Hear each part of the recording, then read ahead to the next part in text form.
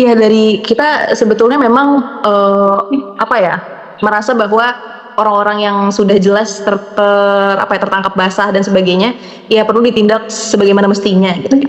Meskipun ini memang buat kita menjadi semakin miris lagi gitu, bahwa ternyata memang, apa yang sudah dibicarakan di ruang publik ya, bahwa ternyata ini, apa ya, kedua kubu saling berserangan satu sama lain, kemudian, seolah-olah hukum itu bisa dipermainkan gitu. Ini kan sebetulnya sebuah pembuktian justru ya, bahwa hukum bisa dipermainkan dengan sebegitu enaknya. Berarti kita jadi mempertanyakan selama ini hukum yang sudah berlangsung yang katanya adil dan sebagainya itu lantas seperti apa gitu pertanggungjawabannya kepada mereka yang misalkan sudah dijatuhi hukuman yang mungkin tidak semestinya, atau mereka yang dibebaskan padahal bersalah misalnya. Kan kita jadi trust issue ya terhadap pendirian hukum selama ini gitu. Itu sih Mbak. Jadi kita merasa bahwa ini memang satu hal yang ya sangat miris, dan menurut kami sih, kami merasa ini bukan satu hal yang perlu kita, apa ya, kan sebagian orang kayak merasa bahwa oh kita mendukung ini, kita mendukung itu. Kalau BEM UI pengennya satu, kita ingin semua ini tidak terjadi lagi ke depannya. Dengan apa? Ya dengan sistem gitu. Bagaimana sistem itu bisa membuat orang-orang yang seperti ini tuh tidak ada. Bagaimana sistem bisa diberlakukan supaya orang-orang tidak bisa menguasai satu instrumen negara tertentu misalkan. Ini kan yang sebenarnya sangat berbahaya. Jadi kita bukan hanya ingin siapa ditangkap, tapi kita ingin penguasaan instrumen negara seperti ini tidak ada lagi gitu. Iya, sebetulnya ini menjadi menarik juga bagi kita ya Mbak Santi, karena banyak sekali masyarakat misalkan netizen gitu ya di sosial media itu sering apa ya, mungkin bagi orang-orang semacam spekulasi tak berdasar gitu ya, wah ini jangan-jangan ada main atau gimana-gimana, yang tiba-tiba sekarang seperti terbongkar gitu ya. Sehingga menurut kita ini menjadi semacam pembuktian justru dari trust issue masyarakat selama ini. Jadi jangankan kita bicara penegakan hukum ke depannya gitu ya, tapi apa yang sudah terjadi selama ini saja menjadi seolah-olah dipertanyakan gitu kan. Berarti selama ini bagaimana dong sistem penegakan hukum kita? Sehingga ini memang menjadi bukti kepada kita semua bahwa ya kita harus memperbaiki sistem. Kalau sudah terlalu banyak yang terlibat hal seperti ini bahkan menggunakan instrumen resmi, berarti kan ada sesuatu yang sangat fundamental dan mendasar yang harus kita perbaiki, bukan hanya menangkap orang gitu. Karena saya juga memikirkan ya dalam satu imajinasi pemikiran, seandainya semua pejabat ini kita penjara sampai penjara kita nggak muat lagi gitu ya, apakah lantas bisa dipastikan tidak akan ada korupsi dan sebagainya di masa depan? Kan belum tentu gitu. Kalau seandainya wadahnya sendiri tidak dijaga dengan baik dengan satu sistem, maka orang-orang yang punya niatan buruk dan sebagainya itu akan selalu ada dan selalu bisa berhasil untuk melakukan apa yang mereka inginkan. Jadi yang kita harapkan adalah pembenahan yang lebih fundamental sih untuk kedepannya Mbak Santi. Yang terjadi dalam kasus Febri Diansyah itu bukan pelimpahan.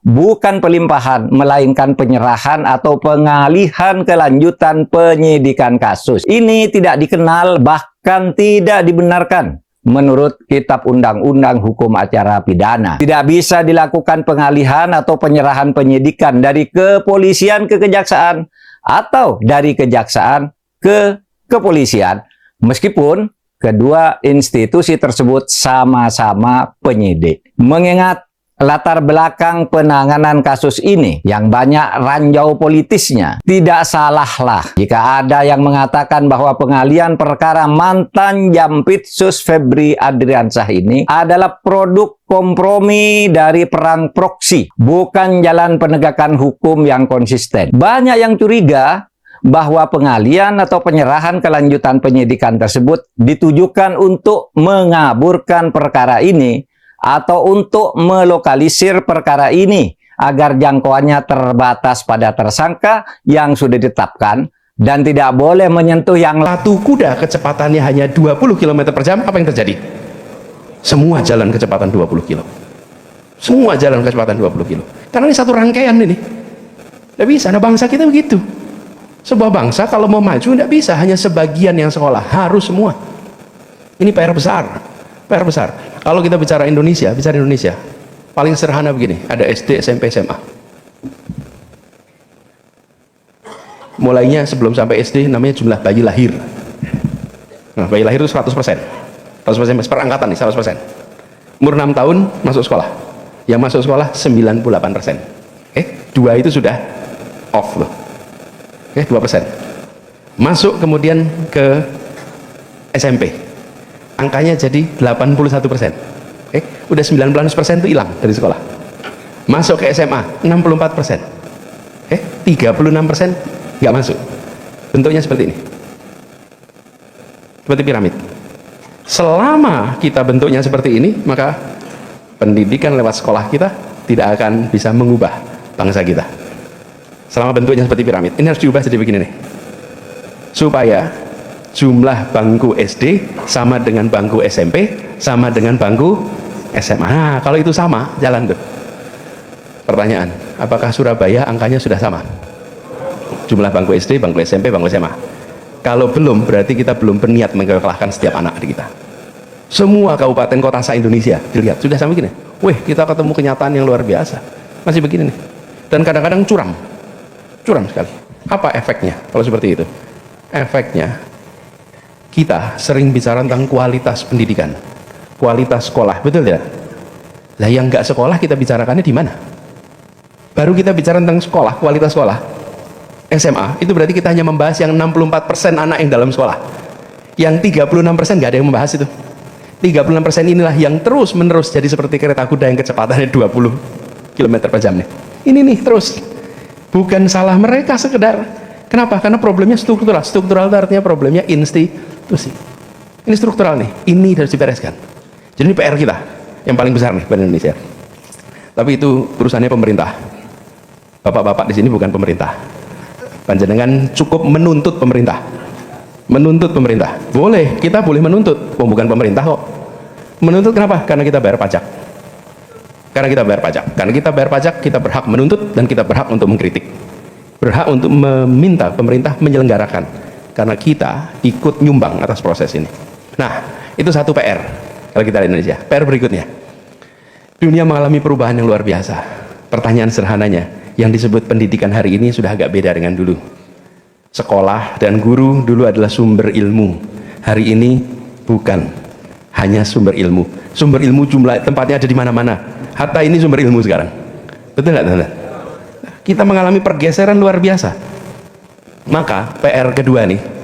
Satu tadi kita bicara akses ya secara umum. Yang kedua, pendidikan kita isinya apakah guru-guru kita sudah jadi pembelajar? Ini PR paling besar. Pembelajar itu apa sih artinya? Memiliki kemampuan untuk terus-menerus belajar, terus-menerus mengambil hikmah, atau bukan pembelajar. Ini PR paling besar buat guru-guru kita. Jadi kalau kita bicara tentang bagaimana pendidikan kita maju, kunci yang pertama adalah guru. Wabil khusus di dalamnya namanya kepala sekolah. Itu Bapak Ibu sekalian, punya perusahaan, kunci kemajuan di tangan CEO, kunci kemajuan di tangan manajer. Sama pendidikan, begitu sampai sekolah, kunci kemajuannya di mana? Kepala sekolah, guru, itu kuncinya tuh. Pembelajar apa tidak mereka? Nah sekarang muncul pertanyaan dengan kemajuan teknologi, bisa nggak guru digantikan teknologi? Menurut jamaah di sini bisa diganti nggak tuh? Bisa? Nggak bisa, Bapak nggak bisa. Nggak bisa? Bisa. Ini perdebatan ramai soalnya sekarang itu. Bisakah guru diganti teknologi? Gitu. Nggak bisa. Ya. Nah, gini. Sekarang kalau pertanyaannya saya ubah. Guru macam apa yang bisa diganti teknologi? Ketemu tuh. Betul kan? Guru yang ngajarnya itu terus. Betul nggak? Guru yang cuman recycle materinya. Dari semester ke semester nggak pernah ganti. Pernah nggak ketemu guru gitu? Pernah. Yang begitu itu gampang diganti teknologi. Gampang. Tapi guru yang setiap hari datang dengan kebaruan, guru yang menginspirasi, guru yang membukakan wawasan, guru yang jadi teman, teknologi apapun tidak akan pernah bisa menggantikannya. Bisa. Nah, pertanyaannya, guru kita yang mana ya? Nih, sekolah Al-Irsyad, di mana nih gurunya? Masuk yang mana ini? Masuk guru yang tipe bisa diganti atau tipe yang tidak bisa diganti? Kenapa ini penting? Karena sekarang kemajuan begitu pesat. Bila guru kita, bila pendidik kita bukan pembelajar, pasti ketinggalan. Wong kita saja kalau tidak mau belajar pakai aplikasi baru kita nggak tahu kok. Betul nggak misalnya? Apalagi guru, ditambah pengetahuan kita tentang cara otak bekerja. Bidang neuroscience ini Pak Dokter kesini nih. Bidang neuroscience itu mengalami lompatan yang luar biasa, sehingga metode-metode yang dulu dianggap benar, dianggap tepat, sekarang sudah dianggap kadaluarsa. Itu mensyaratkan perubahan yang signifikan di guru kita. Jadi tadi saya bicara tentang aksesnya, yang kedua kita bicara tentang ini gurunya nih kunci. Jadi bagi semua kita yang peduli pendidikan lewat sekolah, maka guru kita harus jadi guru pembelajar. Satu, tentu guru itu harus jadi teladan, akhlaknya baik, betul nggak? Itu syarat nomor satu, itu akhlak ini, karakternya baik. Yang kedua, kalau boleh usul, ada 3 hal nih buat guru kita. Satu, kemampuan berpikir kritis. 2, kemampuan berpikir kreatif. Halo teman-teman, jumpa bersama saya di Politik Dangi ya. Ini sangat menarik sekali teman-teman, bagaimana akhirnya Fatimah Az-Zahra ya, mahasiswi Universitas Indonesia. Fatimah Az-Zahra ini ya sempat viral beberapa waktu lalu lantaran beliau diundang di podcast, kemudian diskusi-diskusi publik ya. Beliau ini juga adalah seorang aktivis perempuan yang sangat hebat ya, anak muda yang masih kuliah, masih muda teman-teman, namun gaya bicaranya itu sangat keren abis ya. Ini versi perempuannya dari Tio Ardianto, ya mantan BEM UGM. Kemudian jabatan dari Fatimah Az-Zahra UI ini teman-teman adalah wakil BEM UI ya. Jadi beliau ini sangat kritis, kita tahulah bagaimana mahasiswa UI yang sangat kritis ya, sama seperti BEM UGM atau mahasiswa-mahasiswa UGM. Nah yang menarik adalah kali ini ya Fatimah Az-Zahra itu berbicara soal bagaimana mantan Jampitsus ya, Kejaksaan Agung teman-teman yang menjadi tersangka ya oleh pihak kepolisian terkait dengan dugaan ya keterlibatan dalam beberapa kasus teman. Nggak kaleng-kaleng hasil geledah daripada pihak kepolisian beberapa waktu lalu itu menemukan sejumlah uang yang sangat banyak ya, bahkan menemukan sejumlah kilogram emas batangan, bahkan nggak kaleng-kaleng tembus 74 kilogram teman-teman. Inilah yang disorot oleh Fatimah Az-Zahra ya, mantan BEM UGM ini, mantan sekarang mahasiswa UI ini teman-teman.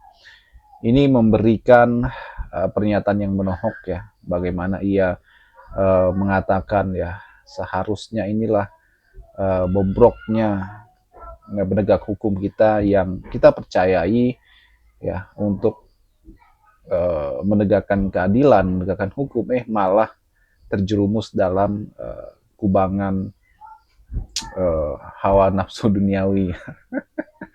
Dan Fatimah Az-Zahra juga menyorot bagaimana hukum di negara kita ya, semoga saja ya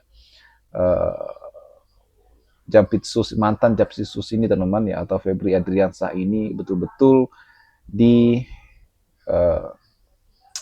ditelusuri ya, siapa-siapa saja yang terlibat ya, supaya betul-betul hukum itu adil ya, jangan tumpul ke bawah, tumpul ke atas tapi tajam ke bawah. Saya yakin bahwa ya peran dari media, peran dari mahasiswa untuk mengawal kasus ini sampai tuntas teman-teman. Bagaimana menurut kalian? Kita diskusi di kolom komentar ya. Sampai jumpa lagi. Salam.